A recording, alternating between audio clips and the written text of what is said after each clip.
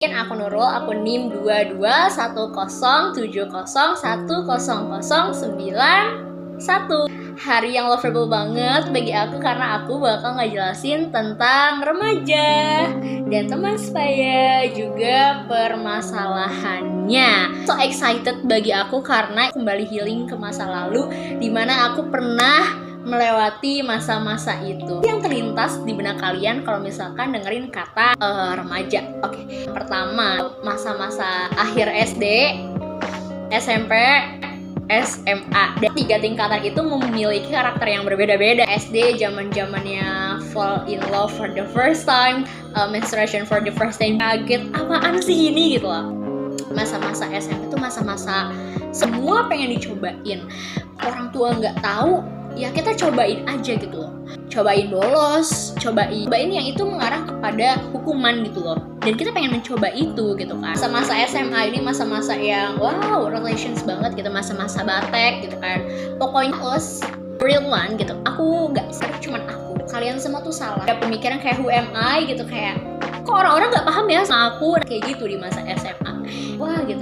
Tuh pernah dapet satu perkataan kayak yang sering ya, kayak kamu tuh harus pilih temen yang pinter, kamu harus pilih temen yang cerdas. Bayangin deh, ini aku kuliah sekarang tuh nggak ada yang namanya suruh pilih-pilih teman. Oh, itu jadi teman karena kita bisa mencari relasi. Tapi beda lagi kalau misalkan di masa-masa remaja, karena memang teman itu atau teman sebaya ataupun sahabat itu bisa jadi motivator. Percaya nggak sih, kayak role model kita teman sebaya kita, kayak dia nih pinter, cara belajarnya begitu, aku harus mengikuti. Beda lagi kalau misalkan udah kuliah tuh kayak Mimi, Yuyu gitu kan, kayak aku, kamu, ya kita berbeda gitu kan. Karena pemikiran kita, mindset kita sudah lebih kuat gitu, strength-nya, habits-nya, karakternya, value-nya. Kan SMP SMA kayak oh ini baik nih, oh dia kelihatan keren nih kalau misalkan ngerokok, aku juga harus ikut ngerokok. Nah, di masa-masa remaja ini, masa-masa golden age kita untuk memilih lingkungan kita supaya tumbuh value di dalam diri kita juga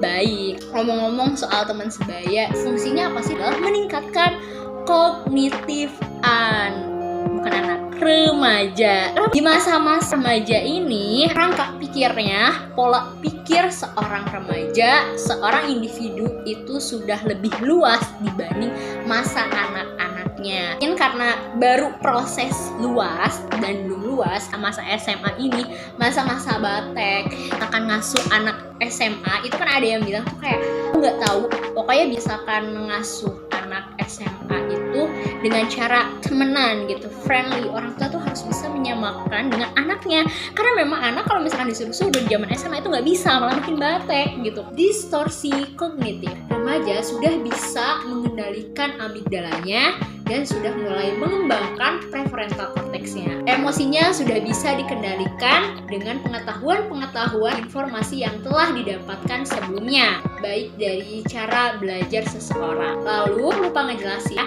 atau hubungan romantis di umur SD, SMP, SMA itu cenderung cuma teman sebaya aja.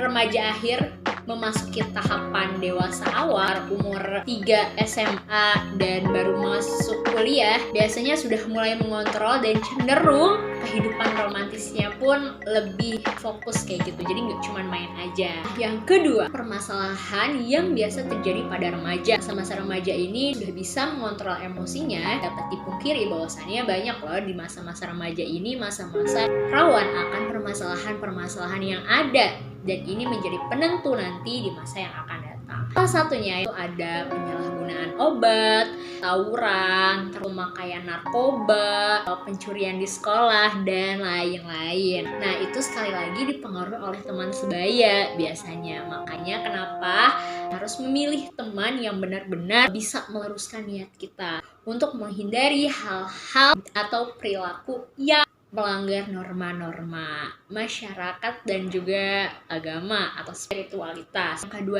bunuh diri dan stres, bahkan depresi. Banyak permasalahan-permasalahan waktunya rawan remaja bertumbuh penuh dengan ujian, entah itu ujian dalam akademik tetapi juga ujian dalam hidup. Nah, rawannya akan depresi dan juga bahkan bisa bunuh diri seperti itu. Lalu yang ketiga adalah permasalahan yang sering sekali terjadi pada masa remaja, khususnya adalah remaja akhir. Pola hidup salah satunya adalah pola makan, dimana mungkin karena berkembangnya tingkatan kita berproses menjadi orang yang lebih dewasa lagi. Biasanya kita dijadwalkan oleh orang tua seorang dewasa, yang dimana kita harus bisa mengatur diri kita, bisa mengatur kepribadian kita. Kadang kita melupakan pola makan. Seperti dewasa itu memang susah, tetapi menjadi dewasa itu adalah tantangan. Sekian dari saya, kurang lebihnya mohon maaf. Wassalamualaikum warahmatullahi wabarakatuh.